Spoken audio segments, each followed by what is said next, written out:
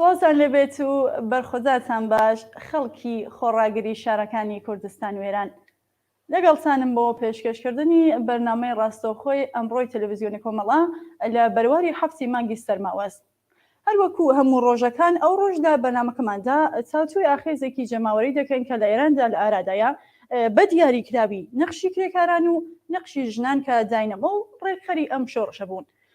بۆ ئەمە بەستەش داوامان کردووە لە هاوڕێیان ڕەنج بایاب هەڵسوڕاوی سیاسی و کرێکاری دەرەوەی وڵات و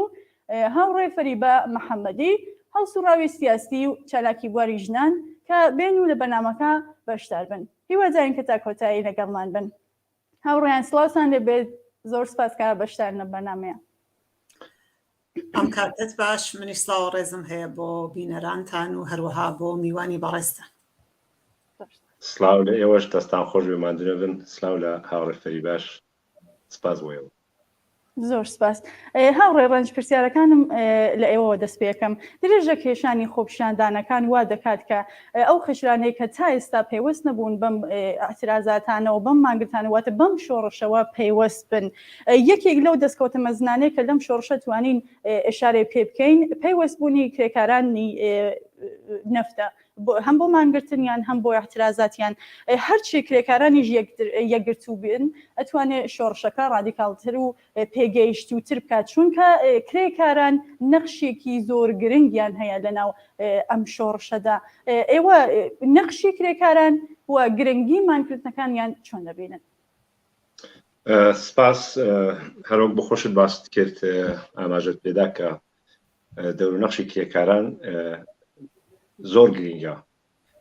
لە هەر جوڵانەوەیەکدا کە تا ئێستاکان ڕوویداوە لە شۆڕشەکاندا. کرێکاران دەورونەخشی سەرەکیان هەبووە، بۆیە بە مانگرتنی کرێکاران و بە پەیوەستبوونی کرێکاران بە شۆڕشەکەەوە ئەوەمان پێ دەڵێت کە جار لەگەڵ جارێ ئەم شۆڕشە ڕادیکالتر و پێشکەوتوتر و دروشمەکانی ئازادی خوازانەتر دەبێت. بۆیە کرێکاران بە تایبەتی کرێکارانی سەنعەتی کە پەیوەست دەبن بەو شۆڕشەوە بە واتای ئەوەیە کە کرێکاران خوازیاری ئاڵوگۆڕی بنەڕەتی سیستمی سەرمایه‌دارین لە ئێران و خوازیاری چەسپاندن و بەدەستێنانی مافە سەرەتایەکانی خۆیان لەناو لەو دەسەڵاتی کە ئێستا بە تەمامی گۆڕن. یەکێ لە خاصیەتەکانی ئەوەیە کە کرێکاران ئەگەر بیان هەوێ ئەگەر یەک بگرن مان بگرن لەم خۆپێشانداناندا پەیوەست بە ڕێزی خۆپێشاندانەوە، ئەویش ئەوەیە کە خەڵکی ئێران و خەڵکی کوردستان زیاتر پشتگەرم دەبن بە شۆڕشەکەیان، زیاتر کاریگەری دەبێت. چونکی بۆ خۆتان دەزانن شرکەتە گەورەکان کاریگەری گەورەیان هەیە لەسەر اقتصادی ئێران، لەسەر اقتصادی هەر وڵاتێک. جا بۆیە ئەگەر کرێکاران مان بگرن، مانگرتنی کرێکاران دەبێتە هۆکارێک کە بۆ فەلەسکردنی هەموو دەم و دەستگاکانی دەوڵەت و هاوکاتیش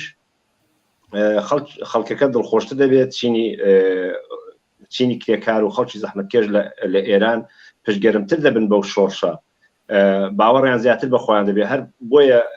دەشبینن ڕۆژ بڕۆژ ئەم شۆڕشە پەرە دەستێنێ و پشتیوانی زیاتر لە ناو چینی کرێکار و خەڵکی ڕۆشنبیر و هونەرمەندان و کەسایەتەکاندا بەدەست دێنێ. بۆیە زۆر زۆر گرنگە کە ئێمە بتوانین ئەم شۆڕشە بە تایبەتی لە تەریقی کرێکارانەوە مانگرتنی کرێکاران هەرچی لە توانامادا بێ ئێمە بتوانین شوڕا کرێکارەکان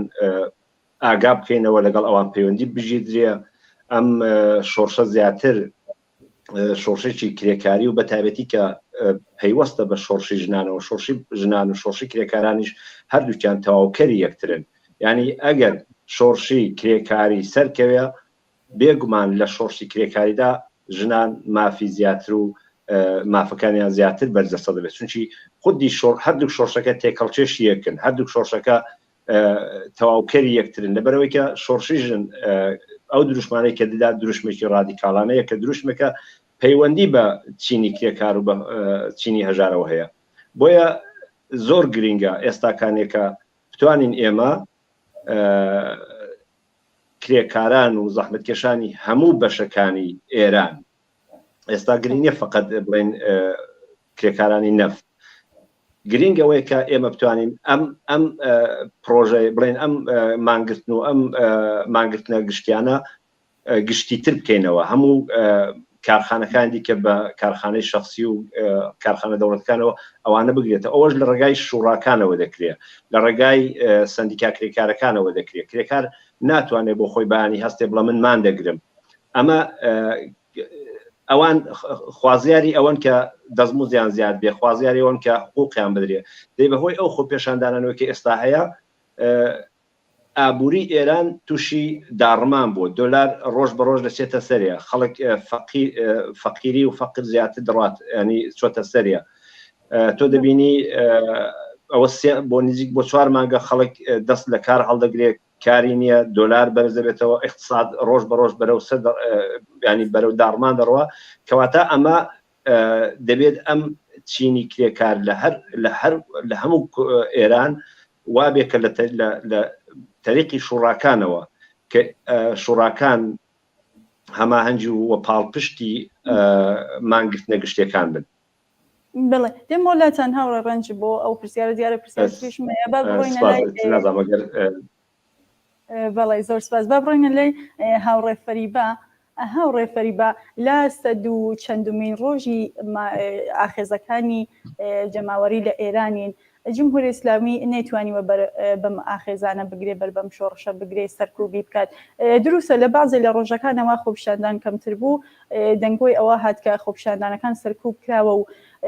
واتە نەماوە بەڵام بینی کە خەڵک پاشگەز نەبوون لەسەر شقامەکانن بنیشانیان داوە کە بۆ ئەم شۆڕشە گیان نەدەن گیان فیداکەن دایکانێکە بینین کە لەسەر گۆڵکۆی ڕۆڵەکانیان کە گیانیان بەخت کردووە دروش مەڵێنەوە قساکەن ئەمە زۆر شتێکی باشە بەڵام پرسیارەکەی من ئەوە ئەگرێتەوە واتە بە لۆ ڕوانگەەوە ببینیت بیکەم کە ئۆفتە و خێزی ئەم شۆڕشە ئێوە چۆن دەبینن سپاس هەرۆک خۆش و ئاماژت پێ کرد ئەم شۆڕشە یا من زیاتر بە شۆڕشی ژینە ناوزەدیەکەم هەروەک دیمان لە ئەمە چوارمین مانگیە زیاتر لە 100 ڕۆژە خەڵک لەسەر شەقامە و بەتایبەت لە کوردستان و بەلوچستان و هەندێک ناوچە ئەمە ئەم دوو بەشە زۆر زیاتر بوو هەم وەکو ئەوەی کە خەڵکێکی زۆر بەداخەوە گیانیان بەخت کرد و ڕێژێکی بەرچاویش لەم خەڵکە گیراون بۆیە شۆڕش لە هەر کوێنێک کابێ بەتایبەت کاتێک کە شۆڕش لە دژی سیستمێکی دیکتاتۆریە کرێ بێگومان و سیستمش بێدەنگ نابێت لە هەموو کەرەسە و ئەبزارەکانی بەردەستی کەڵک وەرەگرێ بۆ سەرکوتکردنی خەڵک بۆیە هەروەک دیمان کۆماری ئیسلامی بەتایبەت لەم دوو بەشە لە ئێرانە لە کوردستان و لە بەلوچستان بە وەحشیانەترین شێوە کەوتە سەرکوتی خەڵک بەڵام بێگومان ئەم شۆڕشە هەوراز و نشێوی ئەبێت وەلێ ئەمە بۆ مانانیە کە شۆڕش کۆتایی پێاتە اتفاقاً ئەم شۆڕشە یەکێ لە تایبەتمەندیەکانی ئەوەیە کە جیاوازترە لەگەڵ ئەو ئاخێزانەی تر کە پێشتر لە ئێرانە ڕووی داوە ئەویش ئەوەیە کە ئەم شۆڕشە بەردەوام بۆ تەنیا یەک ڕۆژ یەک هەفتە نەبوو اتفاقاً تەنیا شۆڕشێکە لە ماوەی 43 ساڵی ڕابردووە توانی بەردەوام بێت توانی زۆربەی شار و ناوچە و گوندەکانی کوردستان و ئێران بگرێتەوە تەنانەت هەندێک شوێن کە ڕەنگە پێشووتر لە هیچ شۆڕشێکان نەدەنگی هەبووە نەناویشی بوو و ئەم هەمەگیر بوونەوە و ئەوەی کە بەتایبەت چینی گەنج چینی لاو لە کچان و کوڕان لە کەم تەمەن تەنانە ئێمە لە شاهدیەوە بووین لە تەمەنی خوار 18 ساڵی ژمێر منداڵان تێدا بەشدار بوون و هەم بەداخەوە گیانیشیان بەخت کرد و ئەمە نیشانەدا کە هەم شۆڕشێکی بەرفراوان نەتوانێت چین و توێژی زیاتر لە خۆ بگرێت هەم خواستەکانی دیارە و ڕادیکاڵە لەگەڵ ئەوانەی پێشوە زۆر جیاوازە ئەم خواستە تێپەڕبوون لە کۆماری ئیسلامیە دروشمەکان زۆر زۆر دیارە بەتایبەت دروشمی ژن ژیان ئازادی بە واتا و مانای کە ئەتوانێ هەڵگری هەموو ئەو خواستانە بێت کە خەڵکی کوردستان بەتایبەت ژنان و گەنجان هەیەە لەبەر بگرێت بۆیە ئەم شۆڕشە سەرەڕای سەرکوتی وەحشیانەی کۆماری ئیسلامی سەرەڕای قوربانیکی زۆر کە دراوە بەڵام هەروەکە بینین ئەم شۆڕشە هەر بەردەوامە بێت و بێگومان ڕێبەرانی ئەم شۆڕەشە کە هەر لە خودێ خەڵکن لەو کچ و کوڕانن حتمما بیلەواکەن و ئەوانیش پێویستیان بەوەیە کە هەڵسەنگاندن بەوە بکەن کە چی بکەن و چۆن ڕوبەڕووی ڕژیمێکی وا دیکتاتۆر بنەوە چۆن خۆمان زین خەڵک بە بەرد و بەدەستی بەتاڵ بەدەستی خاڵیە چێتە بەرامبەر ڕژیمێکی سەرکوتگەرەوە و هێزانێک کە دێنە بەرامبەریان بۆیە ئاسان نییە ململانێ و دیمان چ بەرخۆدان و مقاومەتێکیش کرا کە بەڕاستی لە تاریخی کۆماری ئیسلامیە ئەوەی هەمیشە ئاخێزگەل جۆراجۆر لە کوردستان و ئێران بووە بەڵام ئەم جارە بێوێ نەبوو و ئەمە نەتەنیا خودێ ئێران فاقەن تێپەڕی سنوورەکانی تێپەڕان و جیهانی بووەوە وە سەرنجی دنیای دەرەوەیشی بۆ لای خۆی ڕاکێشا کە خەڵک خوازیاری گۆڕان و خوازیاری تێپەڕبوون لە کۆماری ئیسلامیە. بەڵێ زۆر سپاس. بابینەوە لای هاوڕێڕەنج بێگومان یەکێک لە خاڵە بەهێزەکان و ئەوەی کە ئێمە توانین ئیشارەی پێ بکەین کە ئەم ئاخرەتە تا ئێستا پابەرجا بووە یەک ڕێزی و یەکگرتوویە. جا ئێمە بەحسەکەمان هێرە بەحسی کرێکاریە بە دیاریکراوی بۆ ئێوە دیاریم کردبوو تا چەند گرنگە کرێکاران یەک ڕێز و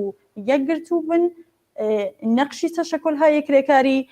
و ئەرکی ڕێکخراوە کرێکاریەکان بۆمان باسکەن. بێگومان لە سەرنەکەوتنی ئەو شۆڕشەدا لە شۆڕشی ژینادا ئەگەر وای دابنین کە هیوادارم وانە بێت کە ڕۆژ بەڕۆژ ئێمە ئومید و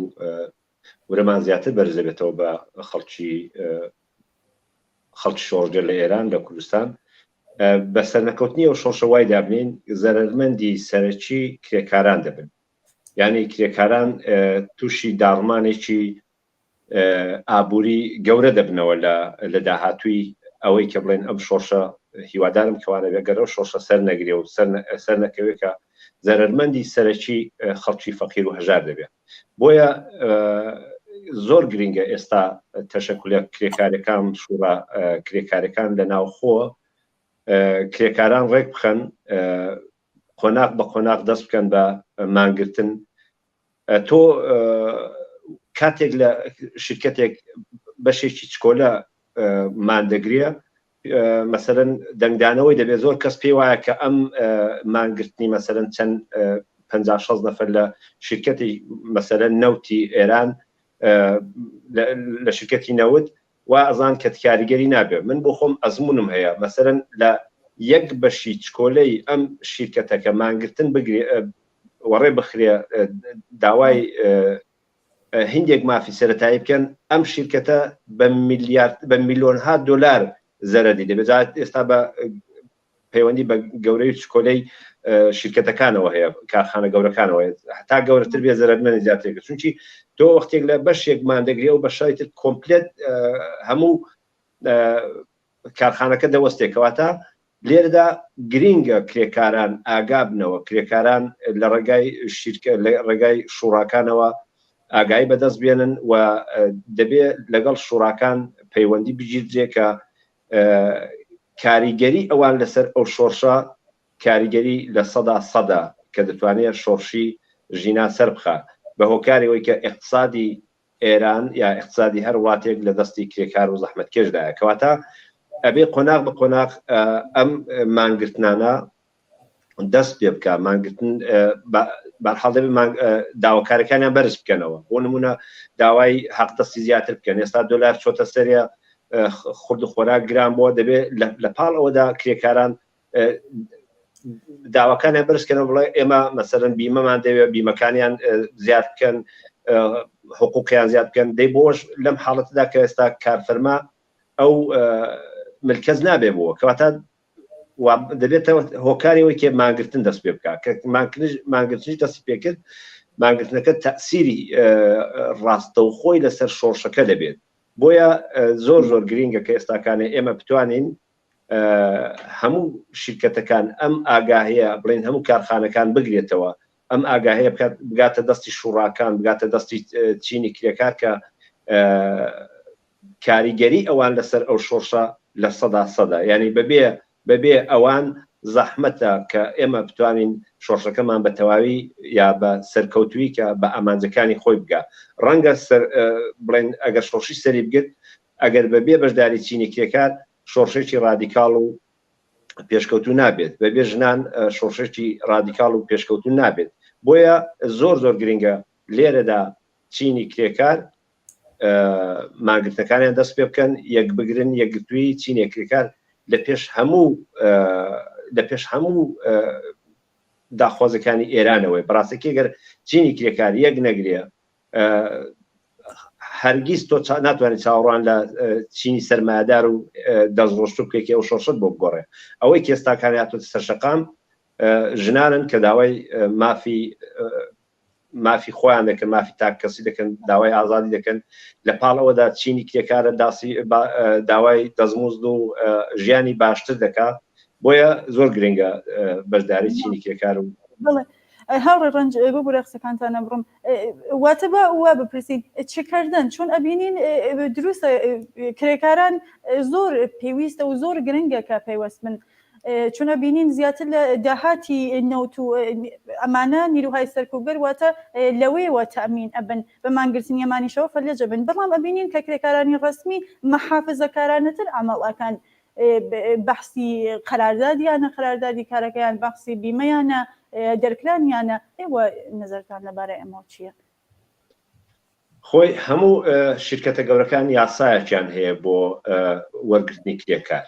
دیارە بەداخەوە لە سیستمی کۆماری ئیسلامیدا زیاتر دەبێت ئەو کارمەندانە لە بنەماڵە دەوڵەتەکان و بنەماڵی مەسئولین و بە شێوەی زنجیرەی دەڕوە. ئەگەر تۆ چاو لێ بکەی بەراوردی بکەی لەگەڵ شرکەتەکانی ئەڵمان، هەرچەند بەداخەوە ئەڵمانیشی گرتوتە بەڵام لە ئێران بەرچاوترێکە. بۆیە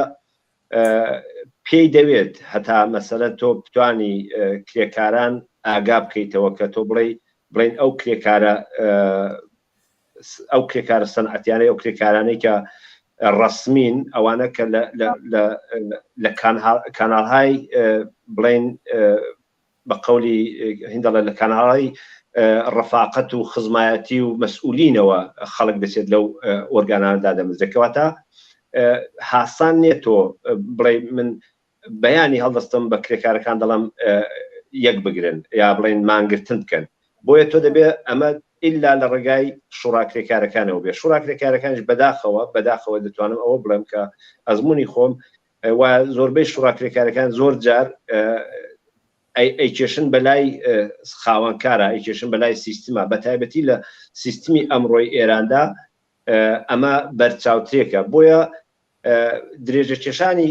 خۆپێشاندانەکان کاریگەری نەرێنی لەسەر چینی کرێکار لەسەر ئەوانیش دەبێت کە ئەوانیش لە داهاتوودا ناچار دەبن کە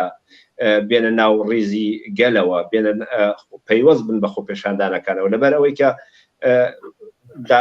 اقتصادی ئێران داڕماوە، کە داڕما کاریگەری ڕاستەوخۆی لەسەر چینی کرێکار دەبێت کە کاریگەریشی بوو لەسەر ئەوانیش دەکەونەخۆ، ئەوانش دەکەونەوەی کە مان بگرن، پەیوەست بن بە خەڵکەوە. ئەمەش لە ڕێگای وتم لە ڕێگای ڕاگەیاندنەکانەوە، لە ڕێگای شوڕاکانەوە، لە ڕێگای ئیتحادیە کرێکارەکانەوە دەکرێت. مەسەلەن بۆ نمونە کرێکارانی هەفتەپە ئەمانە کاریگەری زۆریان هەبووە لەسەر چینی کرێکار، دەکرێت ئەوان ئەم دەور و نەخشە زیاتر بجێڕن. بەڵێ دەستخۆش کاگڕنج با بڕۆینەوە لای هاوڕێ فەریبا لە ناو قسەکانتانە چکۆلای شارتان گوتان شۆڕشی ژینە، واتە ئەم شۆڕشی ژنانەیە. لە نظریەوە بۆ ئەم شۆڕشە بە شۆڕشی ژنان پێناسە دەکرێت تا چەند لەگەڵ واقع و ناوڕۆکی ئەم شۆڕشەوە ئەم قسە دێتەوە؟ هەمومان باشە زانین کە مەرگی ژینا یا کوشتنی ژینا بەدەستی گەشتی ئێشا لە شاری تارانەوە دواتر هەڵوێستکردنی خەڵک لە بەرامبەر ئەم کوشتنە بەتایبەت لە ڕۆژی ناشنەکەیە هاوکار لە سەقز و سنە خەڵکاتنە سەر شەقام و حزبەکانی زۆر زوو هاتنە دەنگ و داوای مانگرتنی گشتیان کرد. هەموو ئەم فاکتۆرانە بوو بە هۆکاری کە مەرگی ژینا ببێ بە ڕووداوێک کە ئەم ڕووداوە بتوانێت ئەو دەرفەتە بخڵقێنێ جارێکی تر بۆ خەڵکی کوردستان و ئێران کە ناڕزایەتیەکانیان بە نسبەت کۆماریستان و دەرببڕن. باش زانی حجاب سەرەتا زۆر خەڵک هەر لە شاری سەقزەوە لە کاتی ناشنی تەرمی ژینا زۆرێک لە کچان و ژنانی سەقز لە چکەکانیان لا برد، ئاگریان تێبەردا و دژی ڕژیم و دژی حجابی ئیجباری کە ئەوە بەهانەیەک بوو بۆ کوشتنی ژینا و ساڵهایە لە تووری ئەم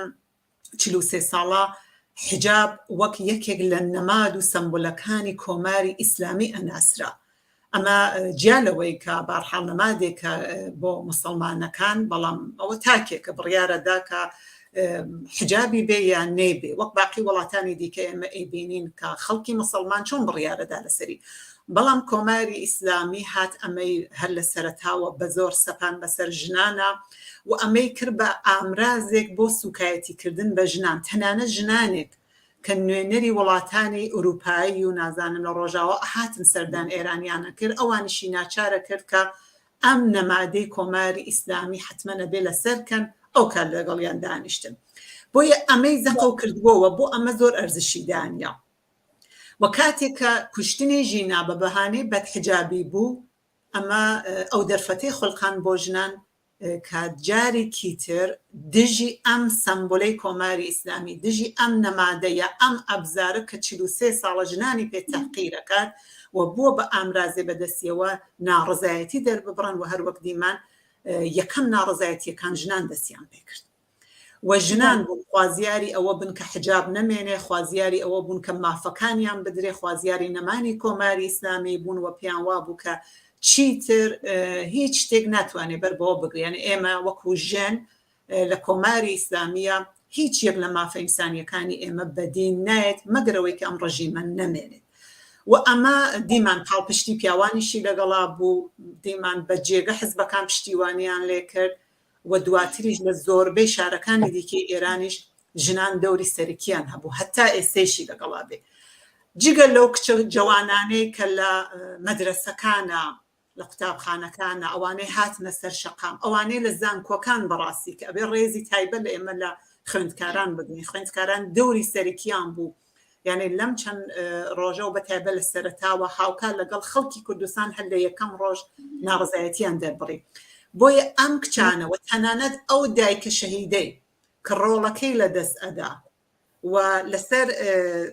قەبرەکەی یا لەسەر لە کاتی ناشنەکەی یا دواترەکان، ئێمە بەتایبەت لەم دوو سێ ڕۆژە شاهدی چلەی شەهیدان بووین لە بۆکان و مەهاباد و سنە، دیمان کە دایکان و باوکان چه ڕۆڵێکیان گێڕا و ئەم ئێرادەیە کە قەت زامی دڵی ئەوان ساڕێژ نابێتەوە، ئەو زامەی کە لە دەستانی ڕۆڵەکانیانە، ئەویش بەو شێوەیە کە کۆماری ئیسلامی لە بینیانەوە، بەڵام ئەم خۆڕاگری و بەرخودانە. بۆیە ژنان دایکانیش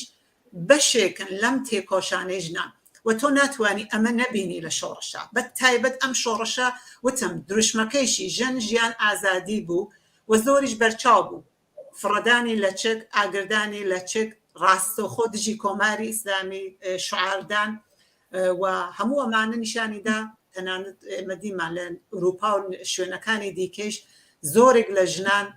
بە نەمادی ئەوە یا بۆ احترام بە ژنانی ئێران و کوردستان قژەکانیان بڕێ، ئەم دروشمەیان بەرز کردەوە و ئەم ورەی خەڵکی ژنانی کوردستان و ئێران بەڕاستی بوو بەوەی کە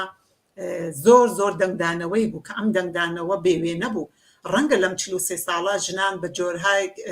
ناڕزایەتیان دەربڕێوە، سەرکوت کراون و بێگومان ژنانێکی زۆر قوربانیان داوە، بەڵام ئەم شۆڕشە زۆر ئەمەی بەرچاو خست. ئەویشەوە بوو کە وتم هەر لەوەی کە کچان لە مەدرسەکانەوە مەقنعەکانیان لابرد و دروشمیاندا، هەر لەوەی کە خوێندکاران هاتن لە زانکۆکانە لەسەر شەقامەکان و پیاوانش حمایەتیان کرد و ئەمە ئۆتۆماتیکن و دروشمی ژن ژیان ئازادی و ناڕزایەتی بە مەرگی ژینە، هەموو ئەمانە ئەتوانێ کە کۆیەکەیتەوە توانێ ئەو فاکتۆرگەلە بێت کە بڵێ بوو بەوەی کە ئەم شۆڕشێکی ژنانە. زۆر کەس دژایەتی لەگەڵە ماکەن بۆ مانە پیان وایە هەرڵین هەر بەحسی ژنە. نا، کاتی ئێماڵین شۆڕشی ژنانیانە ژنان دەست پێشخەر بوون. قسەیەکی زۆر جوان هەیە کاڵن ئەگەر ژن دەموا بێهن ئەگەر ژن ڕزگار بێ کۆمەڵگا ڕزگار، یا ئازادی ژنان کاتی ئەتەوێ ئازادی کۆمەڵگایەک هەڵسەنگێنی ئەبێ چاو لە بارودۆخ و وەزعیەتی ژنان بکەیت، ئەو کاتە ئەزانی چەنێ ئازادی هەیە لەم کۆمەڵگا. بۆیە ژن بەشێکی واقعی لە کۆمەڵگایە و ئەگەر ژنان ناڕزایەتی دەرەبڕن بێگومان هەموو چین و توێژەکانی تریژەگرێتەوە. ژن ئەگەر داوای ئازادیەکە، ئازادی مافەکان، ئازادی ئەم مافانە مافی ئینسانیە، بۆیە هەموو کەت هەموو تاکێگەگرێتەوە. بۆیە تەنانەت ئەو دیگەر جنسانە ئەوانەی کە پیانەوە پەلکە زێڕینەکان ئەوانیش ئەگرێتەوە. بۆیە کاتێ باسی ژیانەکە لەم ژیانە کچ و کوڕ و لاو و مناڵ و پیر و جوان هەموو کەسەگرێتەوە ئازادیەتانێ لە هەموو بوارێکەوە کرێکارە نەتەوەیە بۆیە ژن ئینسانە مافی هەیە ئەتوانێت لە هەمان کاتە کە داوای مافەکانی خۆیەکا وەک ژنێک داوای خۆی وەک ژنێکی کوردیش وەک ژنێکی تورکیش عەرەبیش بەلوچی داوای مافەنەتەوەیەکانی خۆشیکە بۆیە کاتی ئەڵێن شۆڕەشی ژنان یانێ ئەم شۆڕەشە بەرفراوانە ئەم شۆڕەشە تەنیا نابەسرێتەوە بۆی کە نەخێ ژن مەسڵان حجابی نەخێ مافەکانی ژن یا ئازادی ژن و گەیشتنی ژن بە مافەکانی ئەتوانێت یارمەتیدەری کۆمەلگا بێ بۆ ئەوەی کە ئەم کۆمەلگا هەنگاو بنێ بەرەو ئازادی بەرەو یەکسانی و ئەمە ئەتوانێت دەورێکی گرنگی هەبێ هەم لە چارەنووسی چینی کرێکار هەم لە چارەنووسی هەموو ئەو ئینسانانەی کە لەو کۆمەلگا ژیانەکە. بەڵێ هاوڕێ فەریبا دەست خۆش بە ئێشارێکی وشکێتیش بە ژنانی بەلوچ کرد. هاوڕێ فەریبا ئێمە لە سەرەتای بە ئەم شۆڕەشە بینیمان کە شۆڕشی ژینا دەستی پێکرد بە خاتری ئەوەی کە ژینا دەستگیر کرا و بە خاتری بێ حەجابی بوو دوای کوشتیان و ئەمانە ئەم بوو بە کارزارێک و ژنان لەچکەکانیان سووتان. بەڵام ئێستا هاوڕێ فەریبا ئەبینین کە ئەمە پێناوەتە قۆناغێکی تر واتە بوو وا پێناسێت بکەم کە ژنانی بەلوچستانی یەکێک لە مەسەبیترین شوێنەکان وایە یەکی لە مەسەبیترین شوێنەکانە. من لە بەنامە پێشوشە لە یەکێک لە میوانەکانم ئەم پرسیارم کرد گوتم کە ژنانی با لێوەشی بیکەم کە بە دیاریکراویەوە جوابنەوە ژنانی بەلوچستان ئەبینین بە حەجابی کامڵەوە دێنە سەر شەقامەکان. بەڵام دروشم بۆ کوردستان ئێژێت ئەس بەلوچستان تا کوردستان جانان فەدای ئیران کە کوردیەکەی شاید خراپ بڵێ مەقاترەوە هەر بە فارسی بتم بە حەجابی کامڵەوە دێن. بەڵام دروشمەکانیان هەم ئەوەیە هەمە ڕووخاندنی کۆماری ئیسلامی واچە چووەتە قۆناغێکی ترەوە. ئێوە لەبارەی ئەمەوە ئەگەر ئەتوان تۆزێک بۆمان تۆزە.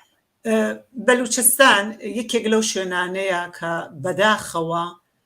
کۆماری ئیسلامی کوردستان بە حکمی ئەوەی یەک جیاوازی هەیە لە بینی وەک نمونە ئەگەر ئەم دوو بەشە بینینەوە باقی بەشەکانی ترێستا ڕەنگە نەتوانی هەمووی باسکەین. بەڵام ئەگەر بین مقایسەیەک و بەراوردێ لە نێوان کوردستان و بەلوچستانکەین کوردستان مێژوویەکی درودرێژی هەیە لە خەبات و بەرەنگاری دژی کۆماری ئیسلامی. هەلە سەرەتاوەتی نە هیچ تەوەهومێکی بە کۆماری ئیسلامی نەبوو. حزب و ڕێکخراوی سیاسی هەبووە و مێژوویەکی باشی هەیە بەتایبەت هەدوای هاتنە سەرکاری کۆماری ئیسلامی کوردستان بوو بەو شوێنە ئەو ناوەندە کە هەموو خەڵکی تریش ڕووی لێکرد بەتایبەت چەپەکانی ئێران دواتر هەموویان ڕوویان کردە کوردستان و ساڵها مقاومەتی کرد هێزی پێشمەرگەوە هەموومانە کاریگەری هەبوو لەم 43 ساڵێش حزب سیاسیەکان بوونی ڕێکخراوە مەدەنیەکان لە کوردستانە و ئەو کولتورە سیاسیە کە بەشی هەرە زۆری لە حزبەکانیش بەجێماوە بەڵام توانی دەور و نەخشی هەبێت تو تواشاکە لە کوردستانە ئنجیۆکان ڕێکخراوەکانی ژنان ژینگە پارێزی بۆ زمانی دایکی لە هەموو بوارەکانە کاریان کرد ئەکتیڤ وە سەر ڕاوەی کە ئێستا نمونەمان هەیە زارا محەممەدی بە حکمی مامۆستای زمانی کوردیە لە زیندان سێ کەس لە لاوان و تێکۆشەرانی مەریوان چالاکی ژینگە بوون سووتان و بارحاڵ گیانیانە دەستا. هەموو ئەم فاکتۆرانە کاریگەری هەبوون لەوەی کە کوردستان خاوەن تایبەتمەندیە بەنسبەت مەسەلەی ژنانیشەوە هەر بۆ شێوەیە. بەڵام بەلوچستان ببورن ئەگەر دوور درێژم کرەوە حەزم کراوە بەڵام بەلوچستان نەبوونی حزب و ڕێکخراوی سیاسی و ئەوەی کە کۆماری ئیسلامی هەرچەند لە کوردستانیشا کۆماری ئیسلامی هەندێک ناوچەی وا لێ کرد کرماشان و ئیلان بە حکمی بوونی شیعەگەری هات ئەمەی لە کوردستان جیا کردەوە هەوڵی دا و ساڵها کاری کرد لەم زەمینە کە لە بواری مەسەبیەوە ئەم دوو بەشەی کوردستان بخاتە گیانی یەک بەڵام بە خۆشحاڵیەوە ئێستا بینین ئەوە نەماوە یعنی مەسهەب کەمڕەنگترین کێشەیە لە کوردستانە. بەڵام لە بەلوچستان وانە کۆماری ئیسلامی حال لە ڕێگەی ئەوەی کە بەلوچستان بەشی هەرە زۆری خەڵکی سونیە ئەوانی چەسانەوە چۆن بەشی اتفاقا جارێک گوێم لەوە بوو یەکێ لە پرسیارەکان لە کەسێک تێکۆشەرێکی بەلوچستانەوە بکە بۆ باسی سیستان ناکەین لە حاڵەکەمانم پێکەوەن سیستان بە حکمیەوەی زیاترین شیعەتیایە هاودەنگ نین لەگەڵ بەلوچستان یان بزانە کۆماری ئیسلامی چەندێ لە ڕێگەی دینەوە تەفرەقە و جیایی خستوتە بین خەڵک بۆیە لە بەلوچستانە دین لە ڕێگەی دینەوە خەڵکی سەرکوت کرد و ئەمە وای کرد کە فەزایەک دروستکە بۆ مەلاو دەست و پەیوەندە سونیەکان لە بەلوچستان کە ئەوان قسەی یەکەم کەن ئەوان بەهێز بن و ئەم چاوسانەوە دینیە بکەن بە ئامرازێک ئەوانش کەڵکی لێوەربگرن کە بە حەق ئەتوانێ خەڵک ئەوەیشی پێی بارحاڵ کەسێکم ڕوبەڕووی چاوسانەوە و هەڵاوار نەبێتەوە حەقی خۆی دفاعی لێکا جا دینیە ڕەگەزیە نەتەوەیی هەرچێ بێ بەڵام ئەمە زەمینەی خۆش کرد بۆ ئەوەی ئەم دینی ئیسلام بە هەموو باڵوچینەکانیەوە لەقەکانیەوە بارحاڵ دژی ژنە بۆیە ئەو زمینەیە خۆشکرێ لە بەلوچستانە ژنان زیاتر سەرکوتەکەن ژنان گیرۆدەی دابوونەریتن ژنان گیرۆدەی ئیسلامن بە باری سنیەکەیە بۆیە ئەو ژنانش کە دێنە سەر شەقام لێڕایەوەی کە دڵیان بۆ ئازادی لێدا بەڵام کێشەی ئەوان تەنیا کۆماری ئیسلامی نیە کێشەی ئەوان فەرهەنگ و مەلا و ئاخوند و هەموو ئەو کەسانەیە کە بە هەرحاڵ تێکۆشن بۆ ئەوەی کە زیاتر کێشەکە زەخکەنەوە کە ئێمە کێشەی ئاینیمان هەیە بۆی ئەوان هێشتا نەیانتوانی و لەم سنوورە تێپەڕ ببن مەگەرەوەی کە بەحاڵ لە داهاتوە بتانن کار بکەن ڕێکخراوە NGO ئەوانە نییە لاوازە حزبی سیاسیان نییە بۆیە لەم بارەوە ئەوەی کە زیاتر دەسەڵاتی هەیە هەر ئەو تیپەیەن کە وەک عەبدولواحید کە بێ بە وتەبێژیان کە قسەی باشیشەکە بەڵام ئەو نایت پشگیری کات لە ژنان یا لە دروشمی ژن ژیان ئازادی هەر وەک لە هەندێ ناوچەی تریک ئێرانە ئێمە ئەم دروشمە نابیسین یعنی هەست دەکەن لەگەڵ خواستەکانیان نایتەوە ئەویش باری زیاتر مەسەبیەکەی هەیە بەڵام بەگشتی هەرەوەی کە ژنان هاتنە سەر شەقام لە بەلوچستان بە چارشێوە حجابەوە دیسان جێگەی ڕێزە ئەمە ئەتوانێ هەناوێ بێ بۆ تێکشکانی ئەوەی کە دواتر ئەو سنەت و دابوونەریت و هەموو یاسایانش تێک بشکێنن بەڵام بێگومان زۆر جیاوازن لەگەڵ کوردستانە چۆن کوردستان دەیە 60 ژن بوو بە پێشمەرگە چۆن کوردستان دەیە 657 ژن هاتە سەر شەقام ژن لە لە شوراکانە کاریە کرد خەباتیە کرد ژن ئێدام کرا و ژن ئەو نەمادی خەباتە کە هەتا ئەو کات پیاوانە بوو پێشمەرگە ئەوەی تێکشکان بۆیە ئەمە زەمینەی خۆش کرد بۆەوە بۆیە کامڵەن ئەم جیاوازیە بێ هەست پێ بکەین وێڕایەوەی کە ڕێزەگرم لە تێکۆشانی و ژنانیش بەڵێ زۆر سپاس بابینەوە لای هاوڕێ ڕەنج دیارەکە مەحتەل بوون ببورن هاوڕێ ڕەنج بابینەوە سەرپرس دیارەکەی کرێکارەکانمان هاوڕێ ڕەنج کرێکارانی نەوت لە ئەهواز ماحشەر ئەسەلویە و گەچساران تەجەمەوەی ئاقتصابیان کرده بوو داوای مادەی دا لە وەزارەتی نەوتیان نەکرد دیارەکە دووبارە فراخانیان داوەسە بۆ ڕۆژی دەی سەرماوەز ئێوە زیاتر لەبارەی هەم مادەی دە بۆمان بدوێن هەم لەبارەی ئەو تەجەموعاتەوە کە کرابوو وڵات دەنگت زۆر کزا من تەلەفۆنێکم وات نازانم دەنگی من دێ یان ناکە دەنگ دێت بەڵێ کاک ڕەنج ئێمە دەنگی ئێوە بە وازەحەیە بیسین ئەگەر پرسیارەکە متەوەجێ نەبووی دووبارە بکەمەوە متەوەجێ بووم تێگەشتم بەڵێ داواکاری کرێکاران بۆ بەتایبەتی لەسەر مادەیدا کرێکاران داوای کەمکردنەوەی بڵین لابردنی ئەو بیمەی حەقی بیمەکان دەکەن کە بڵین بیمەکان گران بووە حەقدەستی زیاتر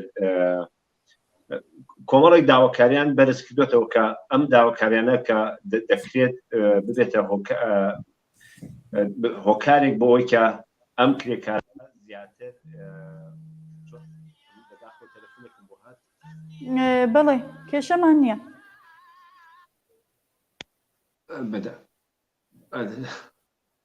بەڵێ کاک ڕەنج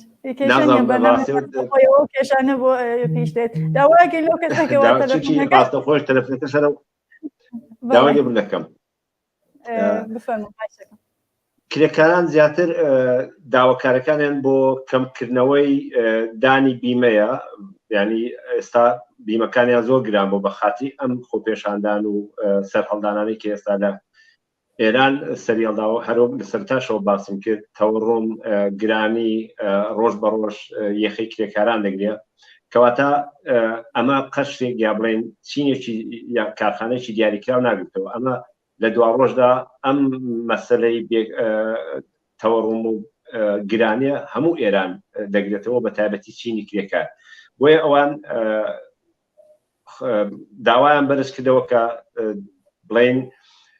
بیمەکانیان هەرزان بکرێتەوە دوایەوە هەڵدەستەکانیان زیاد بکرێتەوە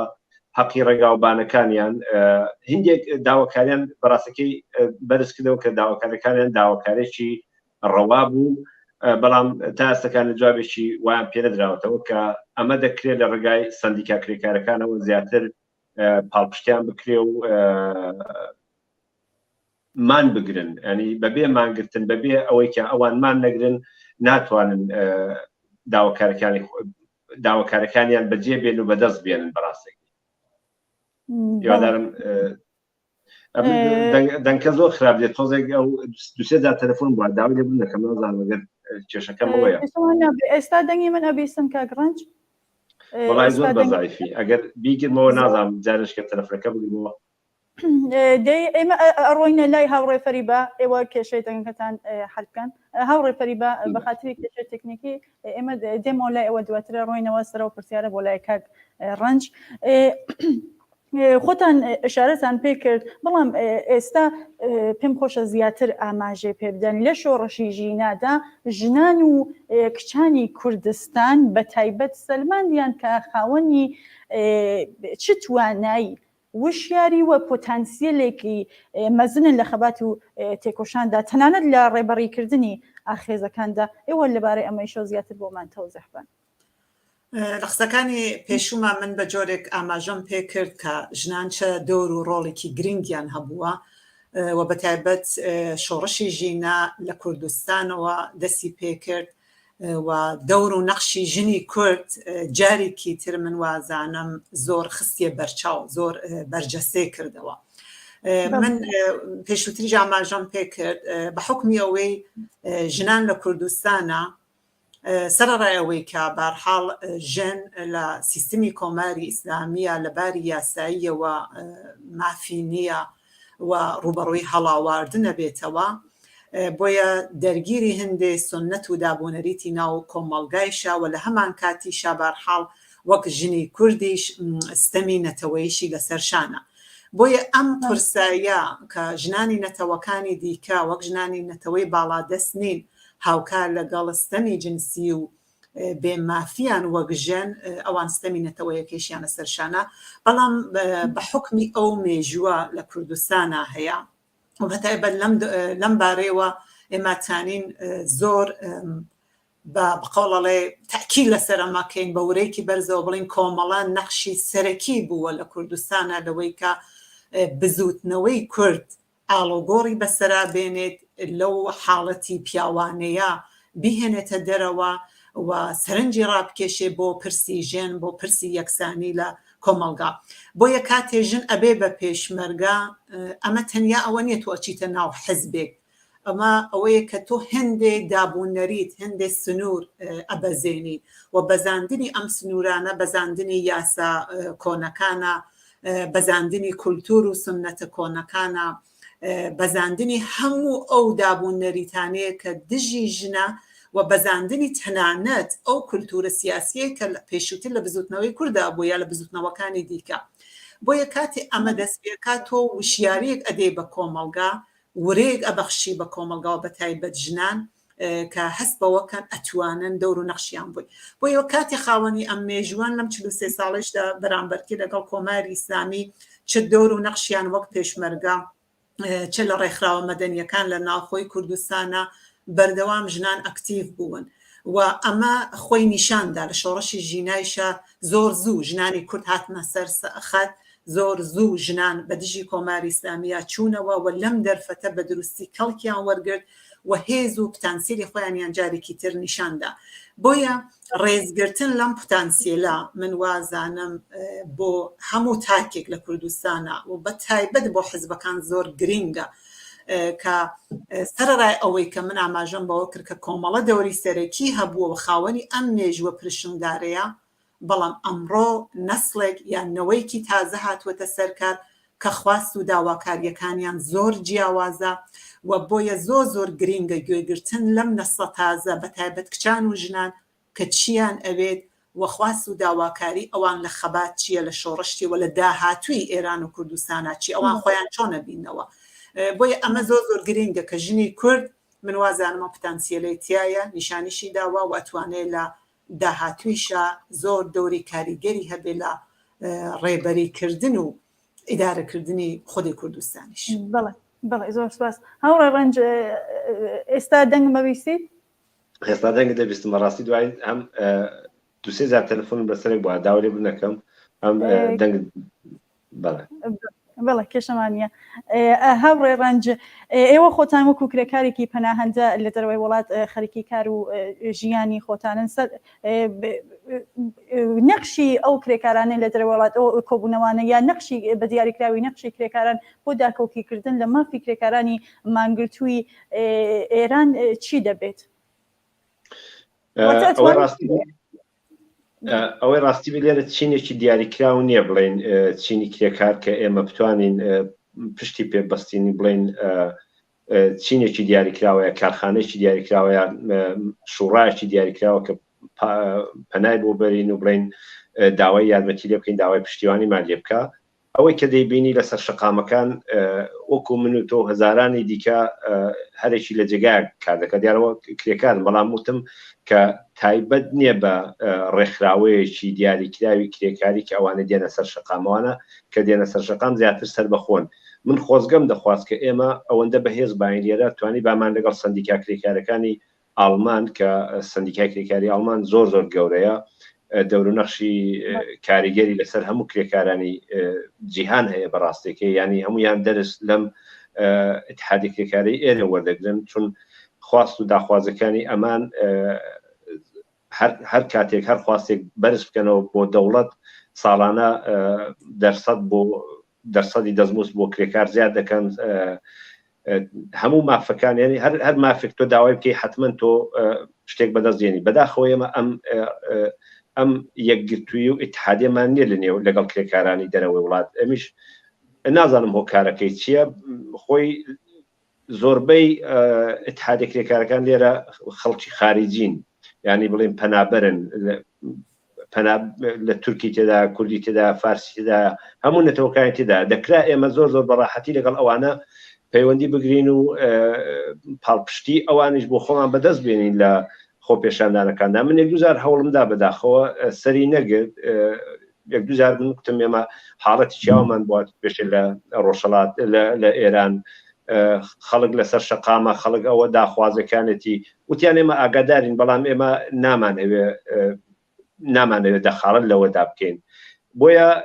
زۆر زۆر گرنگە گەر ئێمە بتوانین ئەگەر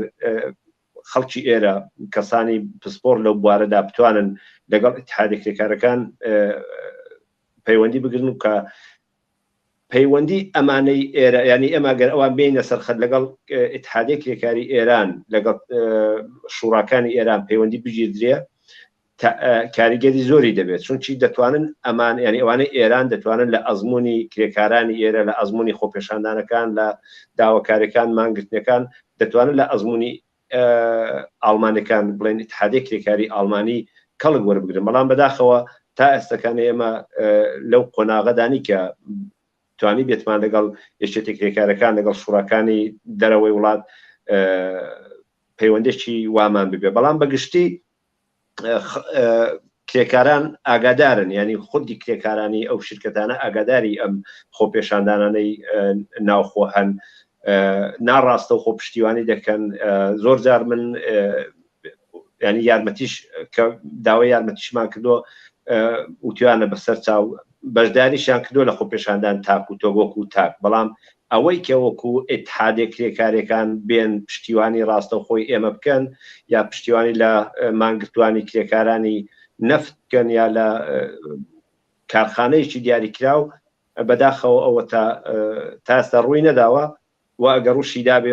بڵێن خودی کرێکارەکان بوون وەکو ئیتحادی کرێکارەکان ڕووی نەداوە کە هیوادارم ئێمە لە داهاتوودا بتوانین ئەم پەیوەندیە دروست بکەین لەگەڵ یەکێتی کرێکارەکانی ئێرە کە پێما بێت تەسیری زۆری دەبێت چون ئەزمموی کرێکارانی ئێرە شوڕاکانی ئێرە ئەزممونێکە کە دەتوانین هەمومان دەرسی لێوەربگرین بۆ داهاتووی وڵاتەکەمان. بەڵێ زۆر هەوڕە ڕەنج چینە سەر ئەو پرسیارەی منێکە لە ڕابطە لەگەڵ فشارگەلی اقتصادی خارجی و هەست نسبەت بە ئێران چین و رووسیا پێیان وا بوو ئەم خۆپیشاندانە وەکو خۆپیشاندانەکانی پێشوویەکی 2 هەفتەیە و سەرکوتەبێ و کۆتایی پێدێت بەڵام ئێستا هاتوونە سەر و باوەڕەکە ئەم ئاخێزە بەرەو ئەوە دەشێت کە کۆماری ئیسلامی بڕوخێت بۆ ئەوەی کە ڕژیمی جاهات و ئێرانیش بە تەواوەتی ملکەچی ئەمریکا و ئەوروپا نەبێت واتە هۆکاری زۆرن بۆ بەرژەوەندی ئەوروپایەکان و ئەمریکایەکان لە ڕوخاندنی حکوومەتی ئیسلامی نەزەریەوە لەبارەی ئەم شتەوە چییە؟ خۆی ئەو ڕاستێکە لە بە درێژای ئەو چەند ساڵەی دەسەڵاتی نەگریسی کۆماری ئیسلامی زۆر خۆپێشاندان و سەرهەڵدان لە ئێران لە کوردستان ڕووی داوە و زۆر بە هاسانیش ئەم خۆپێشاندانانە سەرکوت کراون بەڵام ئەم جار دنیای دەرەوە هاتە سەر ئەم باوەڕەکەم ئەم ڕژیمە حتمما دەبێ دەڕوە یەکەم هۆکارەوەی کە ئەوروپا بە تایبەتی خەڵکی ئەوروپا لە پارێزەرەکانی لە قازیەکانی لە پارلەمانتارەکانی شەقامی بڵێن شەقام لە ئەوروپا بەگشتی پشتگیری ئەم شۆڕشەی ڕۆژهەڵاتی ئێران و ڕۆژهەڵاتی کرد بە تایبەتی شۆڕشی ژن یا شۆڕشی ژینا کە دەنگدانەوەیکی ئەرێنی هەبوو لە هەموو دنیا ئەم ڕاستەی بە چین و بە ڕووسیە و بە هندێک وڵات و دۆستی ئێران سەلماند کە ئیتر نەخێر بێ سوودەک پشتگرتنی ئێرانێکە حتمێ ڕۆشتنەکەی تازە هیچ سەلاحێتێک و احتیبارێکی لە نێودەوڵەتی نەماوە لە جێگایەک بڵێن ژنان دەردەکەن ژنانی کەسەر بە کۆماری ئیسلامی مەحروم ناڵن لەوێ کە یەکێتی بڵێن سازمانی ملل لەوێ دەریان دەکەن لە زۆر جێگای دیکە ڕێگای بازرگانیان لە دەگیرێتەوەتە ئەم دوو دەوڵەتی کە پاڵپشتی سەرکی ئێران بوون ئێستاکانی هاتوونەت سەر و قەناعەتی کە بەڵێ ئەم حکوومەتە دەبێت دەڕوە لەسەرشکەوە دەبینێت کە کرێکارانی نەفت مانیان گرتووە دەی ئەو وڵاتانە بەرژەوەندیان ئیلا بەرژەوەندی ئابووری نەبێ هیچ بەرژەوەندێکیان لەگەڵ کۆماری ئیسلامی نییە چونکی هیچ شتێکیانێک ناخواتەوە نا بیر و باوەڕیان نەدین و نە ئاینیان هیچ شتێک تەنها شتێک بە ئەم وڵاتانە بێکەوە بەسۆتەوە ئابوورەکەیە کە ئابوورەکەشی بەرەو داڕمان بچوو مەجبورن یعنی ئەوان قبولی دەکەن و قبولیان کردوکەواتە بۆ حکوومەتی داهاتووی ئێران کە دێتە سەرکار ئەوان دەبێت ئەوەندەی تێدا بێڵنەوە کە پاڵپشتی ئەم حکوومەتەی داهاتوو بکەن بە هەموو توانانەوە دەستی حکوومەتێک نەگرن کە ئێستا خەریکە لەسەر لێواری قەبلەکەی و مردۆ بەڕاستێکە یعنی هیچ سەلاحەتێکی نێودەوڵەتی نەماوە. بەڵێ زۆر سپاس هاوڕێفەری بە بنیارێکمان پرسیارێکی بۆمان هەناردووە لە ئێوەی ئەپرسم دەقی پەیامەکەی ئەوەیە کە دەیخوێنمەوە فەمینیستەکان بەگشت باڵەکانیەوە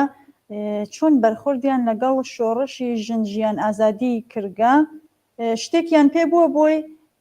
یان کەفتگنە ژێر هەژمونی شۆڕشەکەوە لێرا چەند بەگشتی ئەڵێ فەمینیستەکان نازانم دقیقاً فەمینیستەکانی ئێران کوردستان جیهان ئەوەی کە ئەو مەبەستی بێ وەڵامی بنەوە بڵێ وەڵام من هەوڵام بەگشتی منیش جوابەمەوە مەختێت بەحسەکە یا خودی ئەم شۆڕشەکە ئێمە لە ماوەی قسەمان لەسەری کردووە و تاکیدمان لەسەرەوە کردووە کە شۆڕشێکی ژنانەیە و ژنان دۆری سەرەکیتیا ئەگێڕێن بێگومان ئەوەیە کە ئێمە چه پێناسێکمان لە فێمینیزم هەیە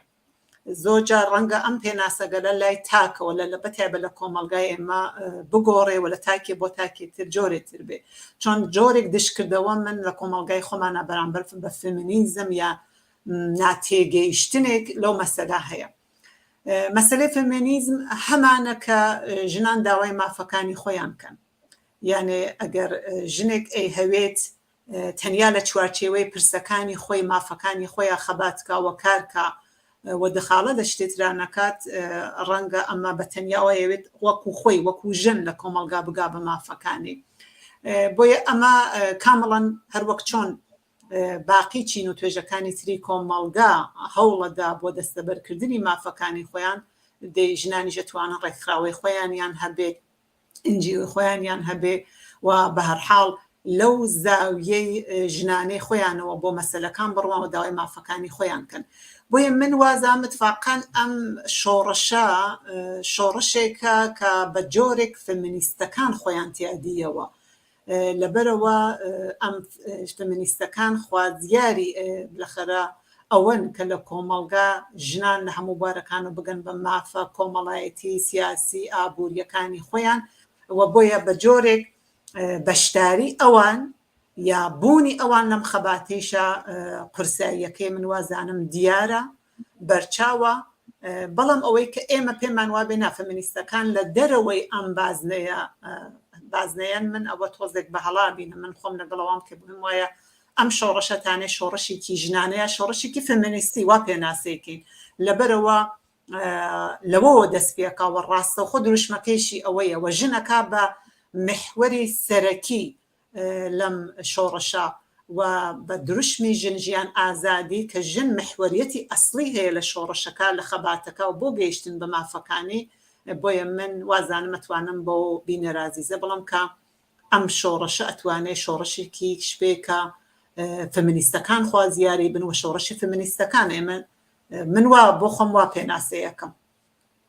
بەڵێ زۆر سپاس هاوڕێیانی بەخشی کۆنترۆل بە من ئەڵێن کە کاتمان نەماوە لە کۆتایی بەرنامەکان هاوڕێ ڕەنج ئێوە دواقستان ڕوو بە خەڵک چییە و ئەوەی کە لازم بۆ کە بووتێت لە توولی بەرنامەکە بەڵام ئشارە پێ نەکراوە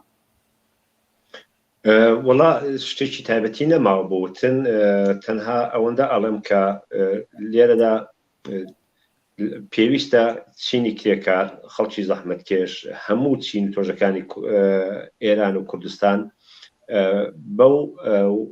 بەو قەناعەتە بگەن و گەشتبێتن کە ئەم ڕژیمە بمێنێتەوە لەسەر کار قوربانی سەرەکی ئەوانن ماڵ و مناڵەکانیانە بێکاری و فەقر ڕۆژ بە ڕۆژ زیاتر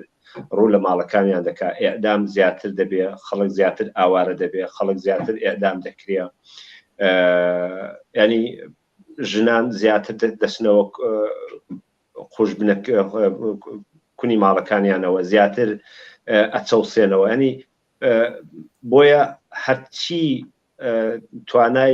توانامان هەیە هەرچی توانای خەڵکە یەکی بخەین ڕووناکبیران شوڕاکرێکارەکان خەڵکی بەتوانا و ئاگا کە ئەم شۆڕشە نەنیشێتەوە بە کەمترین هەزینە و کەمترین قوربانی گیانی ئێمە دەبێت پەرە بەو شۆڕشە بدەین و ئەو شۆڕشە هین بکەین سەر بخەین من سپاسی ئەوە دەکەم سەری ڕێز و نەوازش بۆ سەرجەم ئەو قوربانیانە دادانوێنم کە لە شۆڕشی ژینا و سەرجەم ئەو شۆڕشەدا گیانیان بەخت کرد بەڕاستەکەی دایکان و باوکان لەسەر قەبرەکان ورەیەکی زیاتر ئەبەخشن بە ئێمە لە کاتێکا کە ڕۆڵەکانیان ئەنێژن بەڵام لەو کاتەدا ئەوان ورە بەرز بێ ئەوەی فرمێسێک لە چایان بێت خوارە بێ ئەوەی هیچ هەز بە هیچ شتێ بکەیت کە ئەوان بەڕاستەکەی زیاتر ورە بە خەڵکەکە دەدەن من سپاستان دەکەم و هەر بژین دەستان خۆش بێت زۆر سپاس هاوڕێ فەریبە ئێوە دواقستان من حەزەکەم لە کۆتایی ئەوە بڵم کە ئەم شۆڕشە توانی کە قۆناغێکی تازە دەست پێ بکە لە خەباتیشی کۆماری ئیسلامی ئەویش بەشداری هەموو چین و توێژوونەتەوەکانە لە ئێران تێدا تا ڕادێکی زۆر ئەڵبەتاتانی بڵێن و من وازانم ناگەڕێتەوە بۆ پێش شۆڕشی ژینا پێش ئەو دەست پێکە لەبەرەوەی کە توانی کاریگەری خۆی نەتەنیا لە چوارچێوەی ئێرانە لەسەر دەوروبەری و لە ئاستی جیهانی هەرەوەی کە کاگڕەنجی جاماژێ پێکرد دەرکردنی کۆماری ئیسلامی لە کمیسیۆنی ژنانەکە ئەوە گاڵتەجاڕێ بوو من ئەتانم ئاوا بڵێم و ئەو محکومکردنی کۆماری ئیسلامی ئەگەرچی هەموو ئەمانە ڕەنگە فەرمایشی بێ ڕەنگە فۆرمالیتە یاوا چاوی دەکەین بەڵام هەموو ئەمانە نیشانەدا کە ئەوەی کە دنیای دەرەوە نەیەویست یا لەبەر بەرژەوەندیەکانی خۆی ساڵهایە چاوپۆشی کردووە لەو جنایەتانی کە کۆماری ئیسلامی دەرحەق بە خەڵکی ئێرانێکە بەڵامی ساتوەتە سەرەوە قەناعەتە و بۆیە خودێ ئەسڵان خەبات لە ئێرانیشی بردە قۆناغێکی تر ئەگەر چی جاران لە شارە گەورەکانە ڕەنگە تەنیا بە دروشمێک یا ئەوەی کە خۆیانیانە بەستەوە بەرحاڵ بە کەسانێک لە نێو ئەسلاخوازان و ئەوانە، بەڵام ئەم جارە بەرینتر بووەوە، ئەم جارە خواستەکان و تێپەڕبوون لە کۆماری ئیسلامی و دروشمی ژیان ئازادی بوو بە دروشمێک لە سەرزاری هەموو کەسێک. بۆیە من وازانم ئەم شۆڕژە ئەگەر چی هەوراز و نشێوی بەرزیۆنزمی ئەبێت کە بێگومانی ژوایە،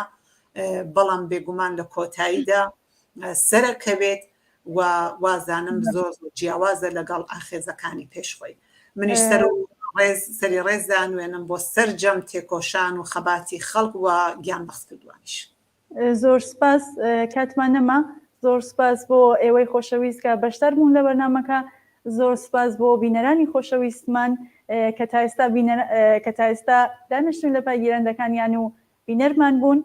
بە هیوای ئاسۆیەکی گەش. سپاس.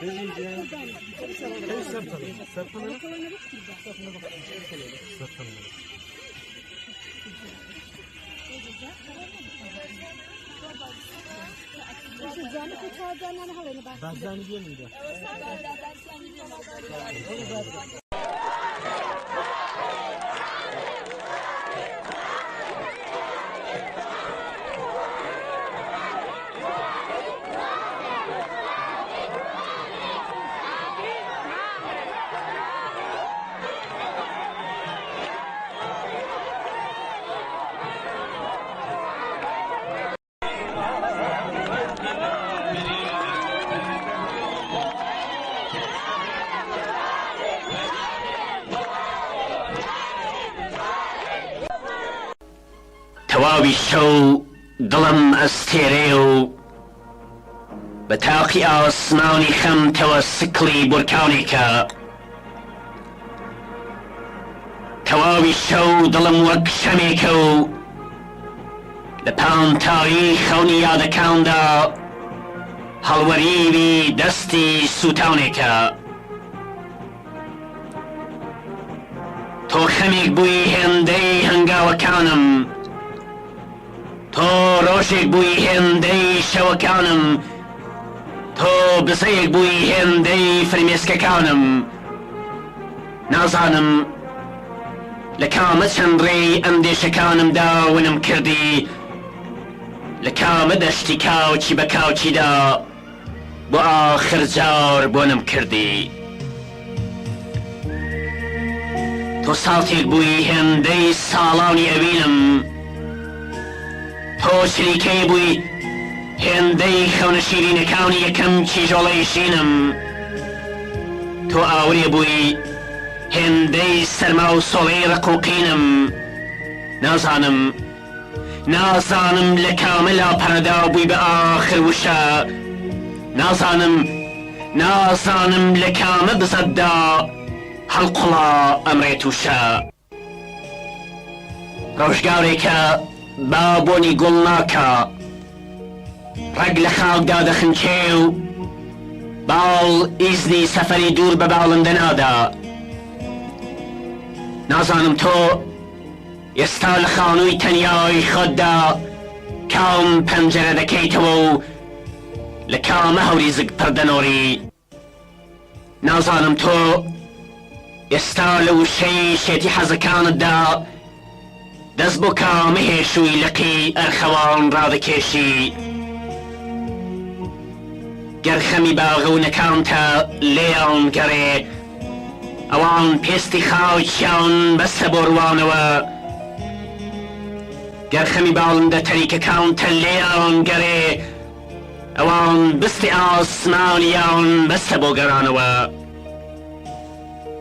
گەرخەمی هێلانەکانتە لێیان گەڕێ ئەوان دوو ئاشقی دڵکەیلی ژیانیان بەسە بۆ ژیانەوە لێرەشەوە کە بەهار دێ وەک ئاخر سری لەی سستان بە باڵای یەکەم لەتەوە دەپشکوم